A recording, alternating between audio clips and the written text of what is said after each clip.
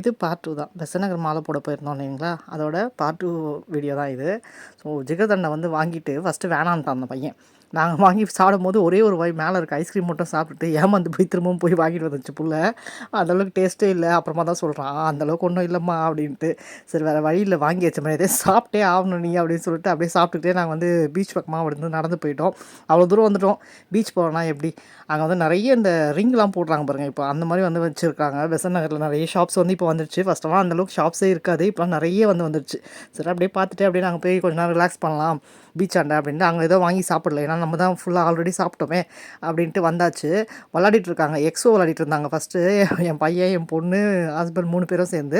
அதுக்கப்புறமா வந்துட்டு ஏதாவது ஒன்று வச்சுட்டு அதை கண்டுபிடிக்கணும்னு சொல்லுவாங்கள்ல, கண்டுபிடிட்டா அந்த மாதிரி 3 இது வந்து சொல்லியிருந்தாங்க. என் பையன் வந்து கண்டுபிடிச்சிட்டான். ஃபஸ்ட்டு இதில் இந்த மாதிரி கட்டம் போட்டு எங்கேயாவது வந்து ஒழிச்சு வைப்பாங்க. அதை வந்து நம்ம கண்டுபிடிக்கணும்.